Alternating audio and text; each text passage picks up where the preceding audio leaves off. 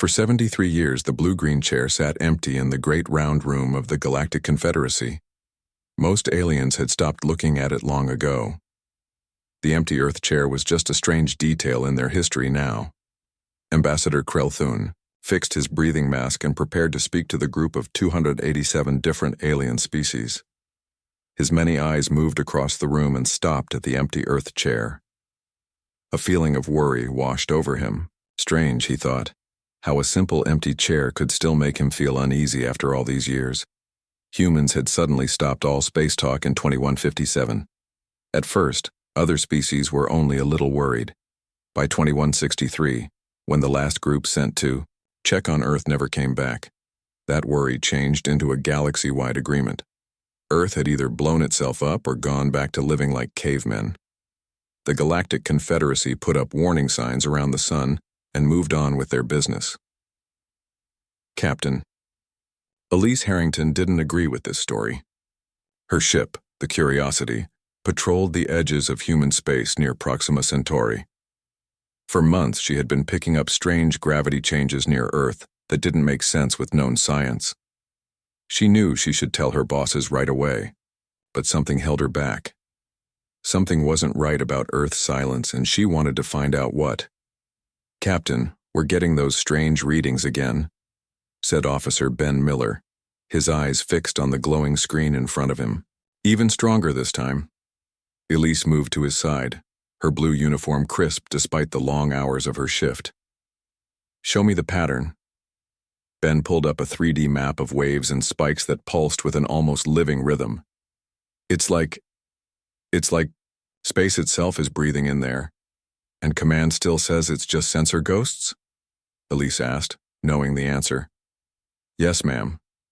They say the quarantine beacons must be malfunctioning." Elise frowned. In her 15 years of service, she'd never known those beacons to break down. They were built to last centuries, powered by the very fabric of space-time. No, something else was happening inside that forbidden zone. "Any word from the Arcturus meeting?" she asked, changing the subject. "Ambassador Krelthun is speaking now about new trade routes, same old politics." Ben sighed. "Nothing about Earth, of course." Elise nodded slowly. The galaxy had moved on, but she couldn't. Her grandmother had been one of the last humans to leave Earth before the silence fell.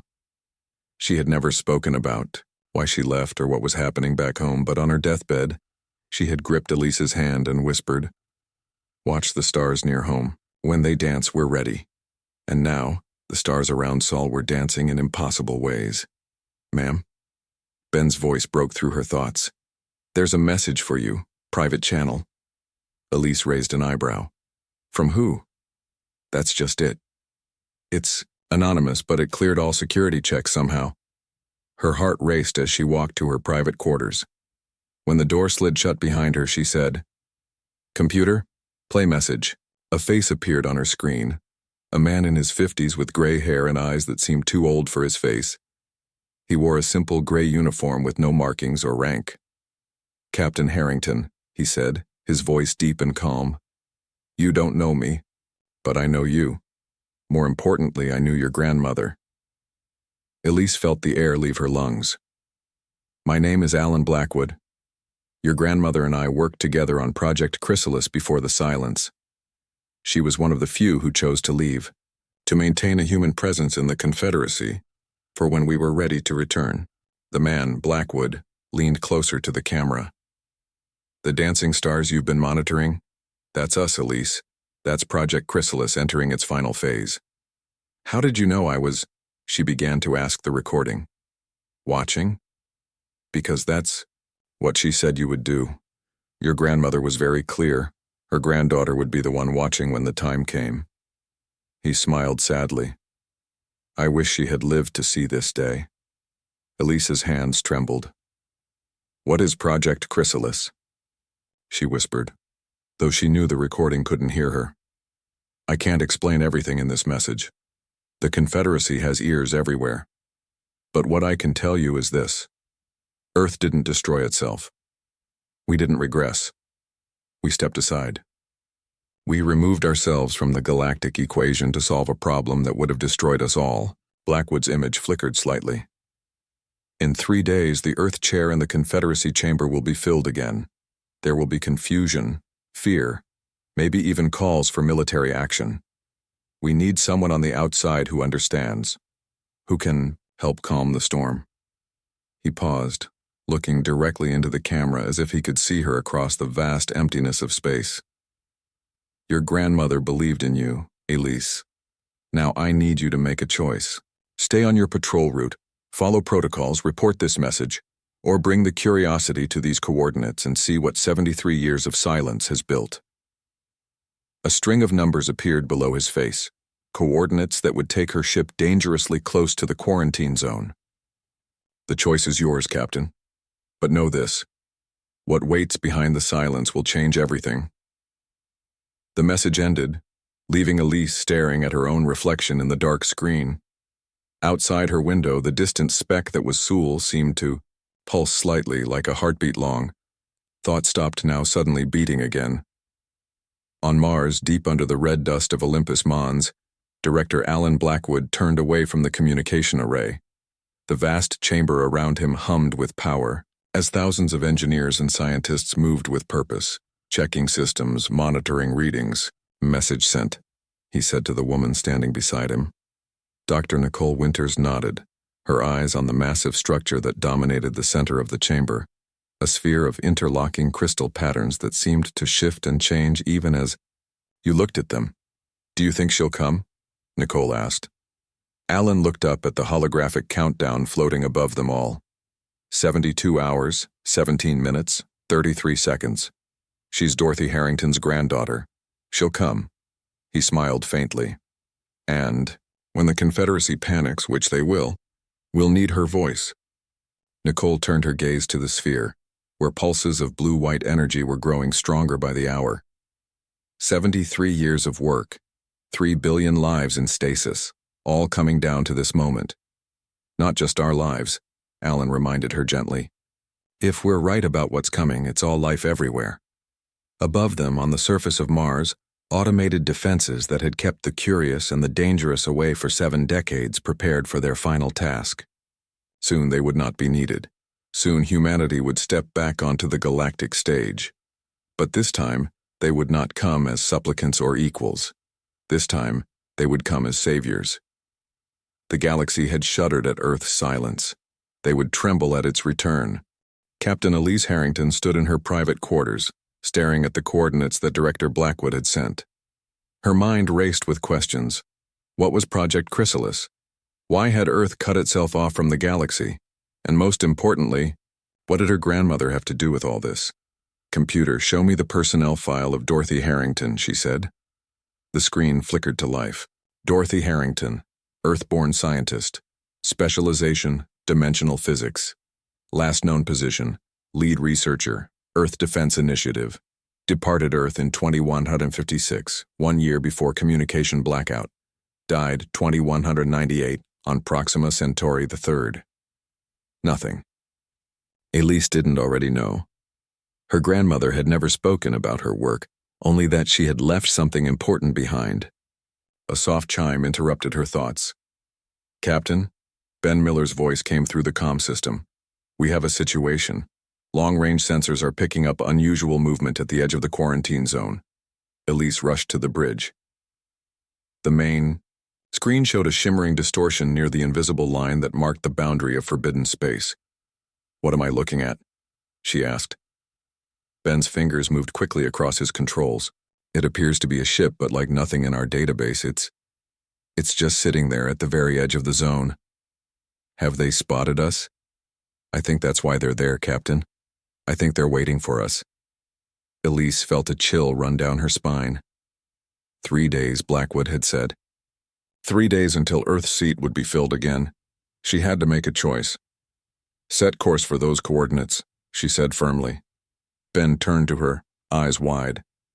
Captain, that would bring us within 5 kilometers of the quarantine boundary. That's a direct violation of, I know the regulations, Officer Miller. I'm not planning to cross. Not yet, anyway, she thought. But I want a closer look at our visitor. As the Curiosity changed course, Elise went to her second-in-command, Lieutenant Olivia Grant. "Liv, I need to speak with you privately." In the small conference room, Elise played Blackwood's message for her friend. "This is insane," Olivia said when it finished. "You can't seriously be considering this." "My grandmother was not a liar or a fool," Elise replied. "If she was part of this Project Chrysalis, then it's important." "Important enough to risk your career? Our ship? Possibly trigger an interstellar incident?" Olivia's voice rose with each question. "What if Earth really has found something that changes everything? Don't you want to know what was worth 73 years of silence?" Before Olivia could answer, the ship's alert system sounded. "Captain to the bridge." Ben's voice was tight with urgency. When they arrived, the bridge crew stood frozen, staring at the main screen. The mysterious ship had moved. It now hovered just 50 meters from their position, giving them their first clear view. It was beautiful and impossible. The hull seemed made of flowing metal that rippled like water, changing shape slightly even as they watched. No visible engines, no weapon ports, just smooth curves that reflected the starlight in ways that hurt the eyes. "They're hailing us," Ben whispered. Elise straightened her uniform. On screen, the face that appeared wasn't Alan Blackwood's. Instead, a young woman with dark skin and striking green eyes looked out at them. She wore the same plain gray uniform Blackwood had worn. "Captain Harrington," she said with a slight smile. "My name is Commander Zoe Banks. I've been sent to escort you." "Escort me where exactly?" Elise asked. "To the place between," Banks replied cryptically. "A bubble of altered space-time where we can speak freely, without either violating your quarantine laws or revealing our position to the wider galaxy." Elise hesitated, then made her decision. "How do we proceed?" Commander Banks nodded approvingly. "Maintain your current position. You'll feel a slight shift. Don't be alarmed." The screen went dark. For a moment, nothing happened. Then the stars around them seemed to blur and stretch. Elise felt a strange sensation, as if her body was being gently pulled in all directions at once. The bridge crew gasped collectively. When the feeling passed and the stars returned to normal, the mystery ship was gone. "Where did they go?" Olivia asked. Ben checked his instruments. "Captain, according to our sensors, we haven't moved. We're exactly where we were before." But, what? The quarantine beacons. I can't detect them anymore." A new voice spoke from behind them. "That's because they're no longer relevant to your location." Everyone spun around. Commander Banks stood in the middle of their bridge, though no one had seen her enter. Up close, there was something odd about her appearance, a slight shimmer around her edges as if she wasn't fully there. "Don't be alarmed," she said, raising her hands. "I'm a projection. Your ship remains exactly where it was in normal space. But your consciousness, all of you, has been temporarily shifted into what we call a fold space." "That's impossible," Olivia stated flatly. Banks smiled. 73 years ago, yes. Now, it's just another Tuesday for us." She turned to Elise. "Captain Harrington, Director Blackwood is waiting. Will you come with me?" "Just you," she added, as Olivia stepped forward. Protectively, Elise nodded. "How?" "Take my hand." Elise reached out. When her fingers touched Banks's, the bridge around her dissolved into a swirl of colors and light. When her vision cleared, she stood in a vast circular room filled with humming machinery and holographic displays. In the center rose the crystal, sphere she had glimpsed in Blackwood's transmission, but now it was at least 50 meters across, pulsing with inner light. Alan Blackwood stood waiting. In person, he looked older, more tired than in his message. "Captain Harrington," he said warmly. "You have your grandmother's eyes." "What is this place?" Elise asked, gazing around in wonder. "Where are we exactly?" "This is the heart of Project Chrysalis beneath Olympus Mons on Mars, and as for where," he gestured to a large window that dominated one wall. Elise moved toward it and gasped. Outside was Earth, beautiful and blue, but changed. Enormous structures orbited the planet, some like delicate spiderwebs of light, others massive and solid. The continents below showed patterns of light unlike any city arrangement she had ever seen. "Welcome to what Earth has become," Blackwood said, joining her at the window. "After 73 years inside our dimensional fold, where time flows differently." "Differently how?" Elise asked, unable to take her eyes off the transformed Earth. "For every year outside, we experienced 40 inside the fold. You're 73. Years has been nearly 3,000 for us." Elise turned to him, stunned. 3,000 years. "That's the time we needed," another voice said. A woman approached, tall and elegant despite her obvious age. "The time we needed to solve the problem your grandmother helped identify. Dr. Nicole Winters," Blackwood introduced her. "She and your grandmother were partners in the early days of the project." "What problem?" Elise demanded. "What was worth abandoning the galaxy for 3,000 years?" Blackwood and Winters exchanged a look. "We call them the Void Eaters," Winters said softly. "And in 3 days when we rejoin the galaxy, you'll help us explain why humanity had to take such drastic steps to save every thinking being in existence." Elise stared at Blackwood and Winters. "Void Eaters? What are they?" Dr. Winters gestured to a nearby display panel. "It's easier to show you." The screen lit up with what looked like empty space. Then Elise noticed something odd, a patch of stars that seemed to wink out one by one, as if being erased from existence. "This is a recording from one of our deep space probes," Winters explained. "What you're seeing isn't a malfunction. Those stars are actually being consumed." "Consumed?" Elise whispered. Blackwood nodded grimly. "The Void Eaters exist between dimensions. They don't eat matter or energy as we understand it. They consume consciousness itself. When they feed on a star system, they don't destroy it physically. They erase the possibility of life ever emerging there. We discovered them by accident," Winters continued. "Your grandmother was studying quantum consciousness, the theory that awareness itself is a fundamental property of the universe, like gravity or electromagnetism. She detected holes in the quantum field, places where consciousness couldn't form or was being actively drained away. At first we thought it was a natural phenomenon," Blackwood said. "But then we realized these holes were moving, spreading. Hunting." Elise tried to process this. "And you've been hiding from these things for 3,000 years?" "Not hiding," Winters corrected. "Preparing. We needed to evolve beyond where we were. Technologically, yes, but also as a species. Our understanding of reality had to change fundamentally." "That's why your grandmother left," Blackwood added softly.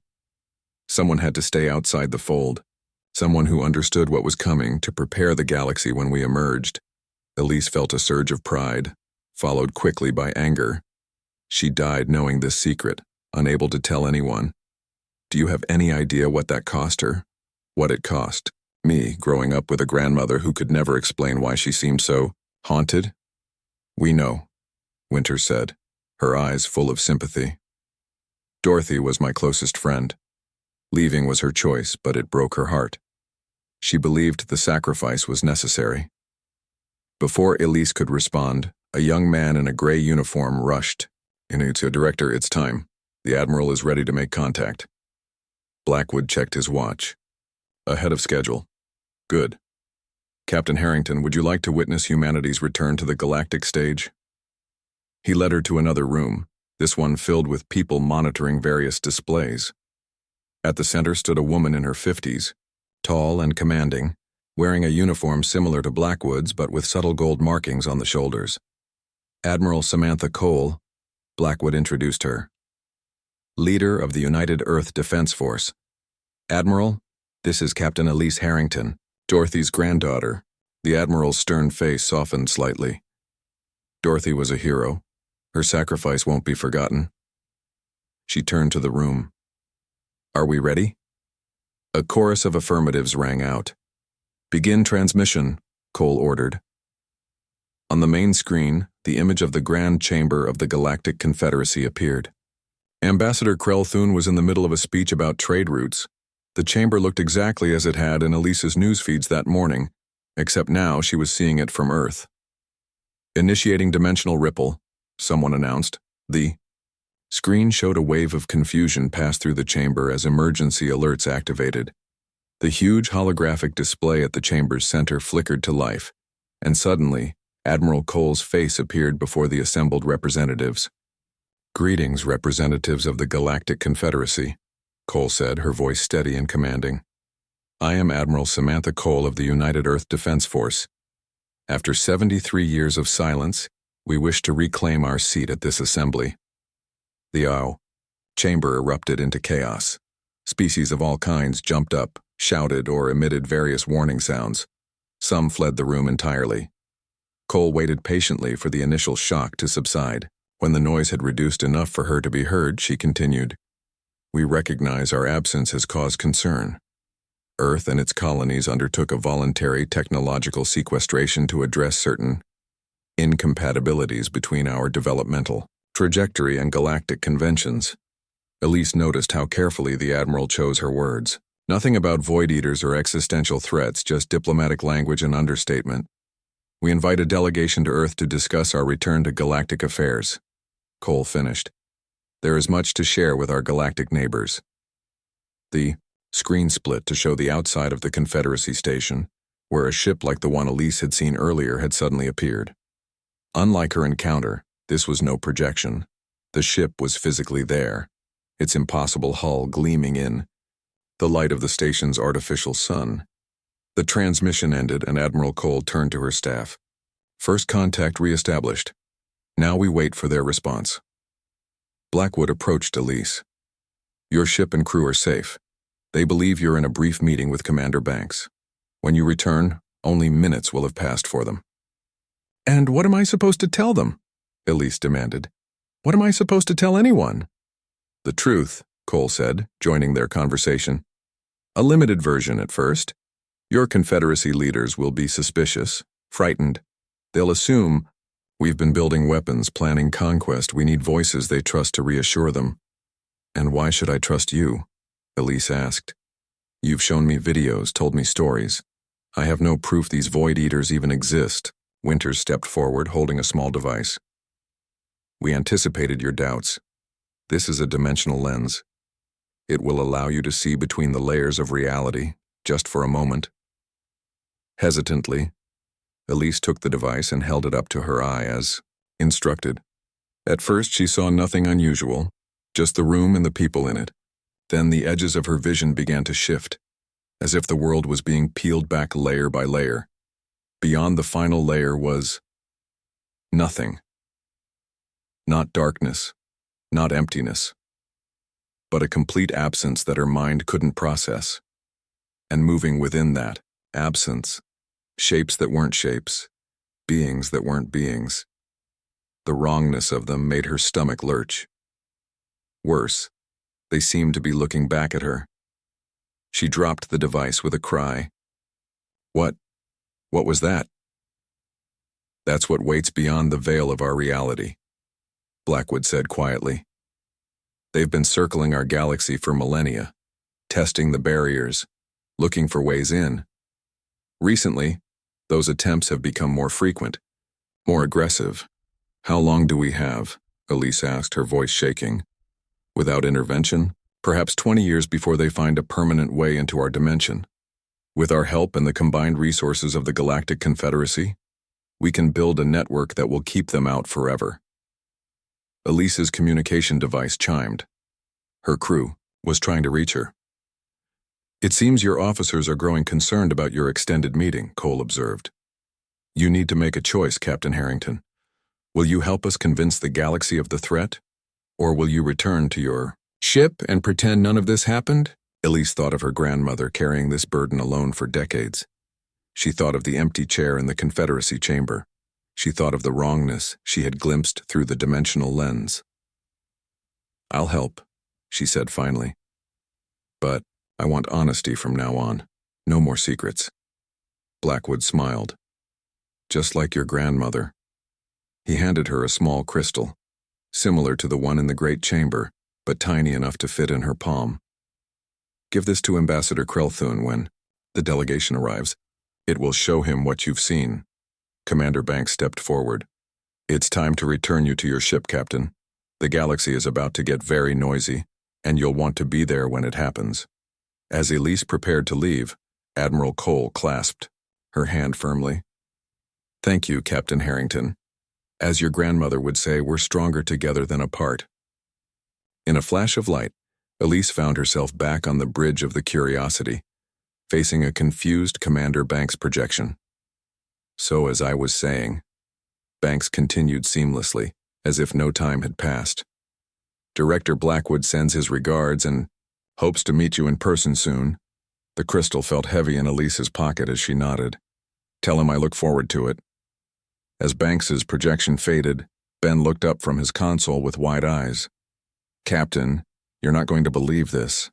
Earth just contacted the Confederacy Council. They're back. The next 2 days passed in a blur for Elise. The news of Earth's return spread across the galaxy like wildfire. Her ship was ordered to maintain position near the edge of what had been the quarantine zone, now renamed the Earth Diplomatic Boundary. Ships from every major species gathered at safe distances, watching and waiting.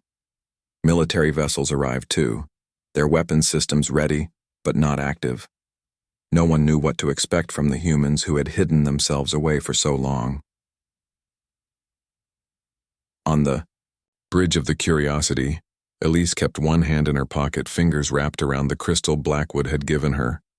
She hadn't told anyone about it yet, not even Olivia. Captain, we're receiving a transmission from Confederacy headquarters. Ben called out. They're assembling a diplomatic team to visit Earth, and they're requesting you join them. Elise wasn't surprised. As a guide, or as a hostage? The message doesn't say. Just that your unique position as a human officer in Confederate service makes your presence valuable. Olivia moved closer to Elise, speaking quietly. What really happened? During your meeting with Commander Banks? You've been different since you came back. Before Elise could answer, the ship's sensors beeped urgently. Multiple objects emerging from Earth space, Ben reported, his voice tight. Hundreds of them. The main screen showed swarms of the rippling hulled ships, similar to the one that had visited the Confederacy chamber but smaller, spreading out in all directions from Earth. Are they attacking? Olivia asked. No weapon signatures, Ben replied. They're just positioning themselves, one near every major inhabited system in Confederate space. Elise's communication device chimed with a message from Admiral Cole. Don't worry. Standard protocol for what comes next. As if on cue, each of the strange ships released a pulse of blue-white energy. The pulses spread out, passing through ships, planets, and stars as if they were nothing more than holograms. What was that? Olivia demanded. Some kind of scan? No, Elise said, understanding dawning. It's a shield. They're creating a shield. Against what? Ben asked. Elise didn't answer. She just watched as the pulses continued to spread, eventually forming a faint, shimmering web that connected all the ships in a vast network. 2 days later, Elise found herself aboard the Confederacy, diplomatic vessel Voice of Harmony, approaching Earth alongside representatives from 7 major galactic powers. Ambassador Krelthun led the delegation, his compound eyes constantly shifting nervously. Captain Harrington, he said, approaching her on the observation deck, you seem remarkably calm about returning to your species' homeworld after all this time. I'm curious, just like you, she replied carefully. The ambassador's breathing apparatus hissed softly. Curious, yes, but also concerned. In 73 years, your people have developed technology that defies our understanding of physics. Ships that appear and disappear at will. Energy pulses that pass through matter as if it isn't there. The pattern suggests weapons development. Or defense, Elise countered. Have any of these demonstrations harmed anyone? Not yet, Krelthun admitted. But history teaches caution when dealing with species who isolate themselves to advance, technologically. As they neared the Earth system, the ship slowed. Ahead of them was not the clear path to Earth they expected, but a strange distortion in space itself.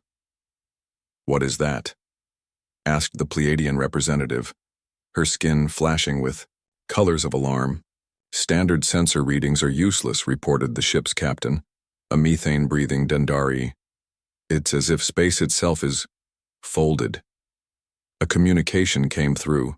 Commander Banks appeared on screen, looking exactly as she had when Elise met her. "Greetings, representatives of the Galactic Confederacy," she said. "To reach Earth, you must pass through our dimensional fold. We're opening a stable corridor for your ship now." Before them, a seam of blue-white light split open in space, creating what looked like a tunnel of normal space through the distortion. "Is it safe?" the Dendari captain asked. "Perfectly," Banks assured them. "You'll experience a brief moment of disorientation as you transition, but your ship and all aboard will be unharmed." The captain looked to Krell-Thun, who nodded reluctantly. "Proceed." As the voice of harmony entered the corridor, Elise felt the same stretching sensation she had experienced before. The other delegates gasped or made their species-equivalent sounds of surprise. Then the feeling passed and Earth lay before them. But it was not the Earth that existed in Confederate records. This world was surrounded by massive structures that seemed to grow from nothing, vast webs of light and matter that shifted shape even as they watched. The planet's surface showed signs of dramatic change. Continents whose shapes were familiar but whose surfaces were patterned with cities unlike any in the galaxy. A shuttle was sent to bring them to one of the orbital structures, a platform, called New Dawn. As they disembarked, Director Blackwood was waiting for them. "Welcome to Earth," he said simply. "You're the first visitors we've received in what, for us, has been nearly 3,000 years. The delegation collectively froze. The Pleiadian representative spoke first, her translator struggling to convey her tone of disbelief. 3,000? Your message stated 73 years. Time flows differently within our dimensional fold, Blackwood explained. We needed time to develop solutions to problems that threatened not just Earth, but all conscious life in the galaxy. He led them through halls of technology so advanced it seemed like magic. The delegation grew increasingly unsettled as they saw humans of all ages working with machines that responded to mere thoughts, materials that changed properties at will, and energy sources that seemed to draw power from nothing. Finally, they reached a vast chamber where Admiral Cole waited. Behind her rose a massive version of the crystal Elise carried in her pocket. "This is the consciousness lattice," Cole explained. "The culmination of our work. It creates a permanent barrier against the greatest threat the galaxy has ever faced." "What threat?" Krell-Thun demanded. "In all our recorded history, we have encountered no threat that would justify this level of advancement." Elise stepped forward and pulled out her crystal. "Ambassador, before Admiral Cole explains further, I was asked to give you this. It will show you what words cannot properly describe." Krell-Thun hesitated, then took the crystal. As soon as his long fingers touched it, his compound eyes widened. His body went rigid, then began to tremble. "By the first light," he whispered when the effect had passed. "They're real. The empty ones. The devourers of thought." The other representatives looked at him in confusion. "There is an ancient legend among my people," Krell-Thun explained, his voice shaking, "of beings that came before the dawn of our civilization, that fed on minds and left only empty bodies behind. We thought it merely a story to frighten younglings." "It's no story," Blackwood said gravely. "We call them the Void Eaters. They exist between dimensions, consuming consciousness itself, and they've found our galaxy." The Admiral gestured to a large display. "The network of ships we've deployed is creating a temporary barrier, but it won't hold forever. We need the combined resources and knowledge of all species to create a permanent solution." "So humans didn't hide away to build weapons," Elise added, looking pointedly at Krell-Thun. "They hid to build a shield for everyone."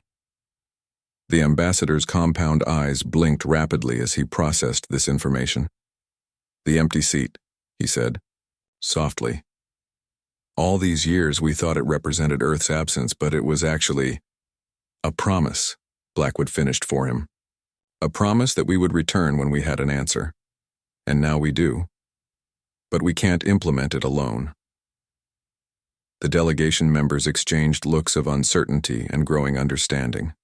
The galaxy had shuddered at Earth's silence. Now they would have to come to terms with what that silence had built. The 7 delegates stood in silence, trying to absorb what they had learned. Earth hadn't abandoned the galaxy. Earth had been working to save it. "We need to see more," Ambassador Krelthun finally said. "If what you say is true, if these Void Eaters are real, then the Confederacy must understand the full extent of the threat." Admiral Cole nodded. "Dr. Winters will show you our research facility." As they followed Dr. Winters through gleaming hallways, Elise fell into step beside the Pleiadian delegate, whose name was Lyra. The alien skin rippled with colors that Elise had learned indicated deep thought. "Your people achieved in 3,000 years what might have taken the combined Confederacy 10 times as long," Lyra said quietly. "The question in many minds will be, what else have humans developed during their isolation?" "You're worried we have weapons," Elise replied. "Wouldn't you be? Your people stepped outside of time itself and returned with technology that rewrites the rules of physics." Elise considered this. "I understand the concern. But think about it. If Earth wanted to conquer the galaxy, why announce their return? Why not simply appear at the heart of each major world and demand surrender?" Lyra's skin flashed acknowledgement. "A fair point." They entered a vast spherical chamber. At its center floated what looked like a crystal ball the size of a small house. It rotated slowly, patterns of light dancing across its surface and extending outward like the branches of a tree. "This is the consciousness lattice," Dr. Winters explained. "The culmination of 3,000 years of human development. It's part computer, part dimensional anchor, well, we don't have words in any language to fully describe it." Ambassador Krelthun moved closer, his compound eyes reflecting the shifting patterns. "What does it do?" "It creates a bridge between consciousness and reality," Blackwood said, joining the group. "The Void Eaters attack by dissolving the quantum coherence that allows for sentient thought. This device creates a shield against that dissolution, not just for humans, but for all conscious beings." The delegates murmured among themselves, some with doubt, others with wonder. "The network of ships we deployed yesterday was the first stage," Blackwood continued. "Each carries a miniature version of this lattice. Together they're creating a temporary protective field around all inhabited worlds. But for a permanent solution, we need something more," Admiral Cole added. "We need to create a network that spans the entire galaxy, and for that we need the cooperation of all species." "Why?" asked the Dendari representative, his breathing apparatus hissing with suspicion. "Because the lattice responds to conscious thought," Dr. Winters explained. "The more diverse the consciousness feeding into it, the stronger and more flexible the shield becomes. Humans alone can't sustain a galaxy-wide protection. We need everyone." Elise watched as understanding dawned on the delegates' faces. This wasn't just a human solution for a human problem. This was truly about saving all life. "We have prepared a demonstration," Blackwood said. He nodded to a technician, who handed out small crystal devices to each delegate. "These will allow you to see the Void Eaters directly but safely. Please look through them at the main lattice." One by one, the delegates held the crystals to their eyes. One by one, they reacted with horror, fear, or stunned silence as they glimpsed what lurked beyond normal reality. "They're hungry," whispered Lyra, her skin paling to a sickly white. "And they're getting closer," Blackwood confirmed. "Within 20 years, they'll break through naturally occurring dimensional barriers.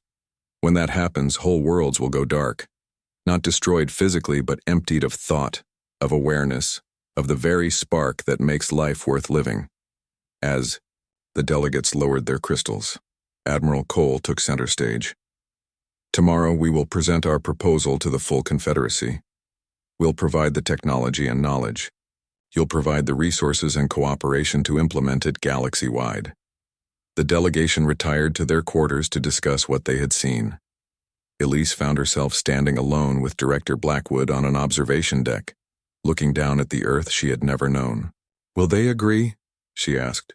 "Will they trust us?" Blackwood smiled faintly. "Trust takes time, but the threat is real, and now they've seen what we've built. My grandmother knew about all of this, Elise said. She carried this knowledge her whole life, unable to share it. She did more than carry it, Blackwood said gently. She prepared for this moment. Why do you think you were assigned to patrol the edge of the quarantine zone? Why do you think you were in position to join this delegation? Dorothy arranged it all, decades ago. Elise felt a chill run down her spine. She manipulated my entire career? She guided it, because she knew you would be needed as a bridge between humans who left and humans who stayed. Between Earth and the Confederacy. The next day, Elise stood beside Admiral Cole as she addressed the full Galactic Confederacy via holographic projection. The Grand Chamber was packed with representatives from all 287 member species, plus observers from non-aligned worlds. I stand before you today not just as a representative of Earth, but as a messenger for all conscious life. Cole began. For 3,000 years inside our dimensional fold, we have worked to develop a solution to a threat that knows no borders, respects no treaties, and threatens all thinking beings equally. The chamber was silent as Cole explained about the Void Eaters, the consciousness lattice, and the network that could protect the galaxy. When she finished, Ambassador Krelthun rose to speak. I have seen these entities with my own eyes, he declared. They are real, and they are coming. The choice before us is simple. Continue old suspicions and perish separately, or embrace new alliances and survive together. Debate raged for hours. Some species remained deeply suspicious of Earth's sudden return and incredible claims. Others saw the logic in what Cole proposed. Finally, a vote was called. The motion to establish the Galactic Defense Network using Earth's consciousness lattice technology has passed, the Confederacy speaker announced. Earth's seat in this chamber is officially restored. As cheers and rumbles of approval filled the chamber, Elise watched a human delegate, the first in 73 years, walk slowly to the blue-green chair that had stood empty for so long. As he sat down, a ripple of something like relief seemed to pass through the room. Back on the observation deck, Elise found Director Blackwood waiting. It's done, she said. The galaxy has accepted our help. Blackwood nodded. This is just the beginning. The network will take years to build, and even then we'll need to remain vigilant. The Void Eaters are patient. What happens now? Elise asked. Now, Blackwood said, looking out at the stars. We return to our seat at the table. Only this time, we come not as just another species, but as the ones who found a way to preserve consciousness itself. As the diplomatic vessel prepared to return to Confederate space, carrying the first shipment of miniaturized lattice crystals, Elise took one last look at the transformed Earth. The empty seat had never really been empty at all. It had been a promise that humanity would return when it was ready to share what it had learned in the darkness. The galaxy had shuddered at Earth's silence. Now it would thrive because of what that silence had built.